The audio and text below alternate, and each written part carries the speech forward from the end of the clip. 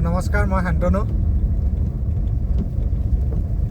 এতিয়া সময় প্ৰায় 12:38 হৈছে। আমি বিয়া কমপ্লিট কৰি ঘৰলৈ আহি আছোঁ। বিয়া ঘৰত একো খাবলৈ নাপালোঁ কামত লাগি থাকোঁতে। এতিয়া ঘৰত গৈ মেগী ডিম এইবোৰ খাবগৈ লাগিব। ব'লক আপোনালোকক দেখাই আছোঁ। ঘৰত আহিয়ে চাবি লৈ দোকানখন খুলি ল'লোহি। ঘৰত দোকান থাকিলে এইটোৱে সুবিধা আৰু। মেগী 2 পেকেট আৰু ডিম 2টা লৈ দোকানখন বন্ধ কৰি ল'লোঁ। ভিতৰত আহিয়ে পেন এখন উলিয়াই ল'লোঁ।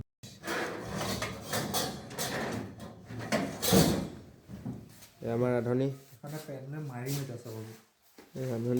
ৰাইচ ৰাতি 1টা বজাত আহি পিনে ঘৰত আহি সেই জ্বলাইছোঁ, গেছ জ্বলাইছোঁ। নিজৰ ঘৰৰ গেছটো বেয়া হৈ আছে মানে। এইখিনি কণ্টিনিউৱাছলি কাম কৰি আছিলোঁ। ৰেগুলেটৰটো বেয়া হৈ আছে, সেইটো কাৰণে আনিবই পৰা নাই। এইটোতো বেছি গেছ নাই, যেনে তেনে ডিম 2টা ফ্ৰাই হ'ব চাগে। মেগী খাবই নোৱাৰিম চাগে আজি। পেনখন গৰম হোৱাৰ পাছতে তেল অলপ দি ল'লোঁ। তেল গৰম হোৱাত ডিম 2টা ভজাত লাগিলোঁ। একেলগতে 2টা ভাজিলোঁ, নহ'লে গেছটো শেষ হৈ যাব পাৰে যে। অলপ সিজাৰ পাছতে সোৱাদ অনুসৰি নিমখ দি ল'লোঁ। আমলেটটো হ'ল দেই ৰাইচ। এতিয়া মেগীটো বহাই চাওঁ। যদি গেছেটো লগ দিয়ে দিব, নহবা শেষ। ডিম খাই আজি ৰাতিটো কটাম আৰু গাইছ।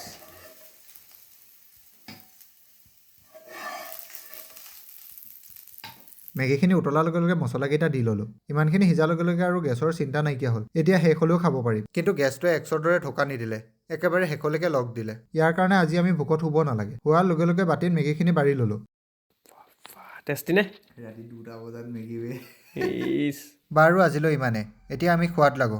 বাই।